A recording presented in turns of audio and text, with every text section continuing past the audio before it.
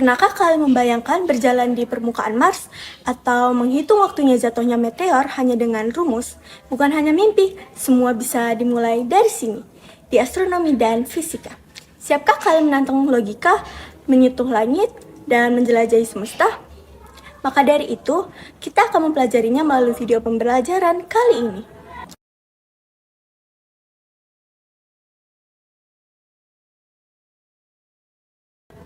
Assalamualaikum warahmatullahi wabarakatuh. Tabi pun, perkenalkan nama saya Naila Siti Al-Kausar. Bagaimana kabar kalian? Semoga kalian selalu dalam lindungan Allah Subhanahu wa Ta'ala. Kali ini kita akan mempelajari KSN Astronomi. Sebelum memulai pembelajaran kali ini, mari kita berdoa terlebih dahulu. Berdoa mulai.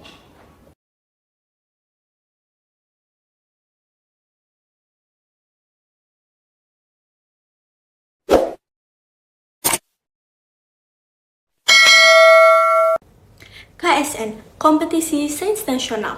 Bidang astronomi merupakan salah satu cabang kompetisi yang diadakan dalam rangkaian kompetisi sains nasional yang ditujukan untuk siswa SMA atau MA di seluruh Indonesia.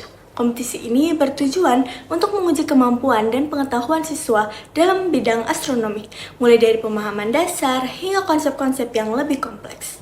Astronomi adalah ilmu yang mempelajari alam semesta, termasuk benda-benda langit seperti bintang, planet, galaksi, dan nebula, serta fenomena alam semesta seperti supernova dan radiasi kosmik. Ilmu ini menggunakan pengamatan, pemodelan, dan analisis data untuk memahami alam semesta dan proses-proses yang terjadi di dalamnya. Astronomi membahas beberapa poin penting, diantaranya ada objek studi. Astronomi mencakup berbagai objek langit, mulai dari yang dekat seperti bulan dan matahari, hingga yang jauh seperti galaksi yang berjarak miliaran tahun cahaya. Yang kedua ada metode. Astronomi menggunakan metode observasi, pemodelan, dan analisis data untuk memahami alam semesta. Yang ketiga ada cabang-cabang. Astronomi memiliki beberapa cabang, seperti astronomi observasional yang mengamati benda langit, dan astronomi teoritis yang mengembangkan model dan teori tentang alam semesta. Cabang-cabang ilmu astronomi tersebut memiliki banyak disiplin yang lebih spesifik, termasuk astrofisika, kosmologi, astronomi observasional, astrometri, ilmu planet, astrobiologi, dan astrogeologi. Yang keempat ada sejarah.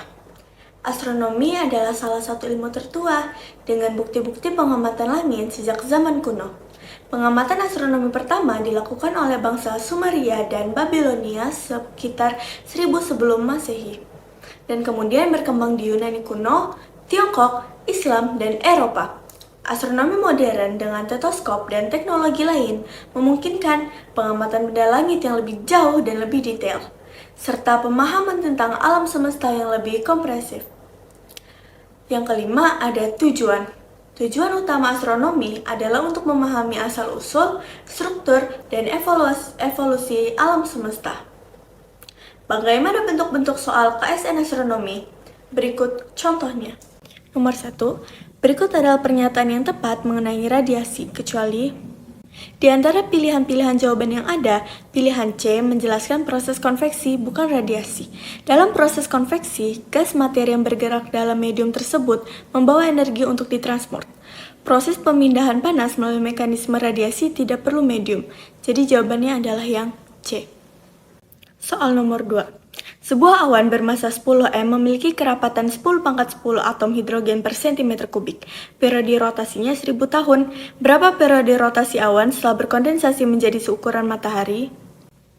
Anggap awan berbentuk bola. Kerapatan awan sama dengan ρ0 sama dengan 10⁻10 kali 1,67 kali 10⁻-27 kg per cm kubik sama dengan 1,67 kali 10⁻-17 kg per cm kubik sama dengan 1,67 kali 10⁻-2 kg per kilometer kubik. Volume awan mula-mula V0 sama dengan M0 per ρ0, 4/3 V R⁻3 0 sama dengan M0 per ρ0, R0 sama dengan buka kurung 3M0 per 4 V ρ0 tutup kurung pangkat 1/3 sama dengan 3,05 kali 10⁻10 km.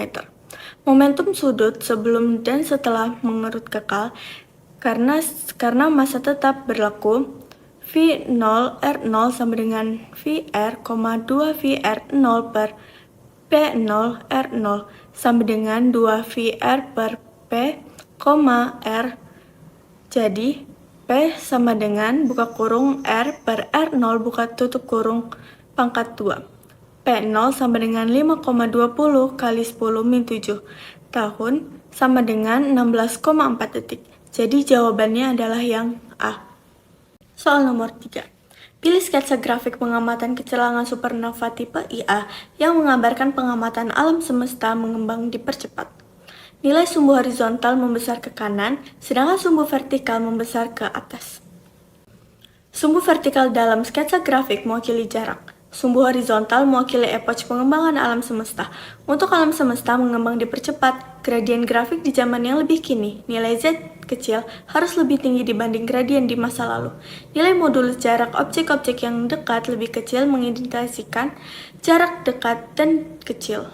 Jadi jawabannya adalah yang A. Nomor 4.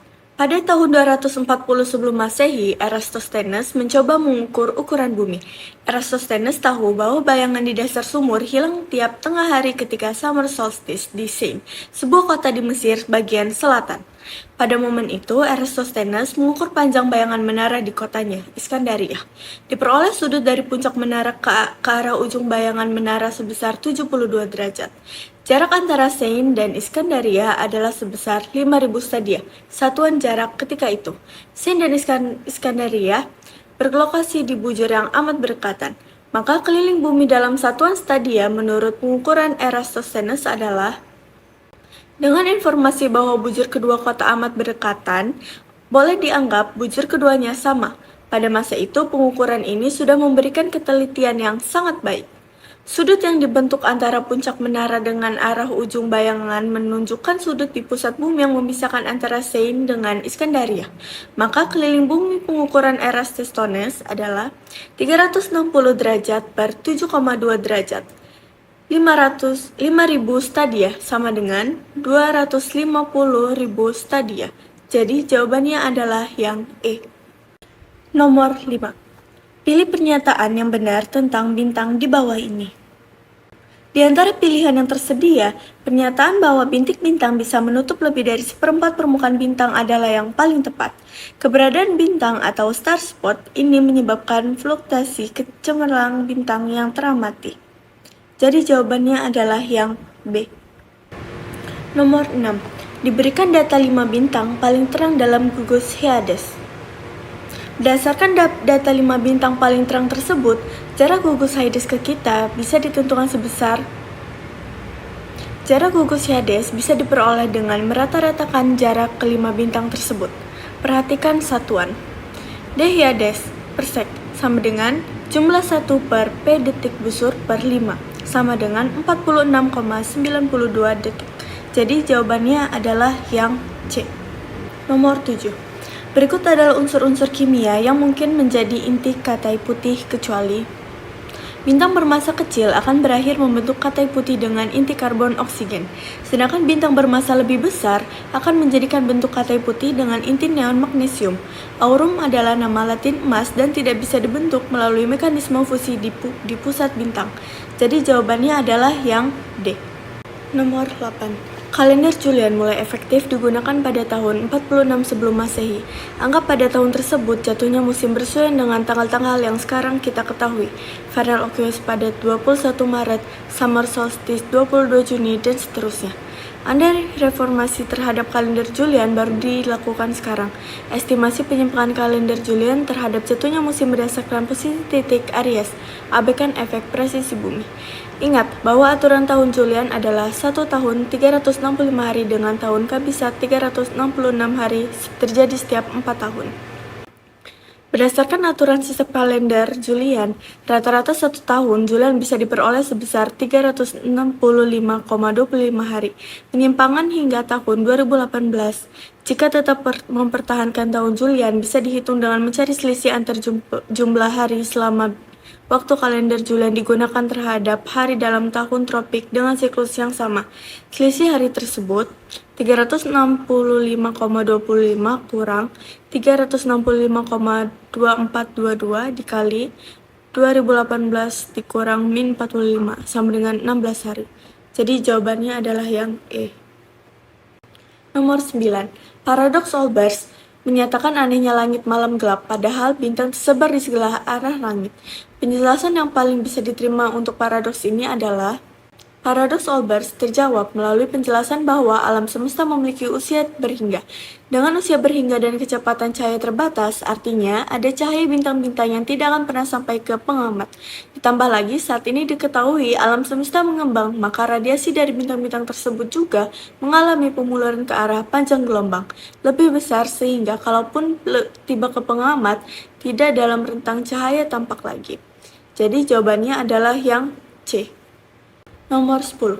Berikut adalah metode-metode untuk menentukan masa bintang kecuali 1. Memanfaatkan dinamika jika bintang berada dalam sistem ganda. 2. Menggunakan hubungan massa, kerapatan, dan ukuran bintang dengan masing-masing variabel berturut-turut dari yang paling kiri bermakna massa, kerapatan, dan volume bintang. Ketiga, menempatkan bintang di diagram Hertzsprung-Russell. Untuk bintang dalam gugus, massa bintang akan mengikuti nilai modus massa bintang dalam distribusi gugus tersebut. Pengukuran massa bintang bisa dilakukan dengan memanfaatkan dinamika dalam sistem bintang ganda maupun sistem banyak bintang, serta pembuatan struktur dan evaluasi bintang, kemudian menempatkan di diagram HR. Massa bintang adalah besaran utama yang menentukan nasib letak bintang di diagram HR. Maka poin 1 dan 3 benar. Jadi jawabannya adalah yang B. Bagaimana teman-teman? Ternyata astronomi sangat dekat dengan kehidupan kita ya. Jangan lupa belajar dan banyak baca buku ya. Wassalamualaikum warahmatullahi wabarakatuh.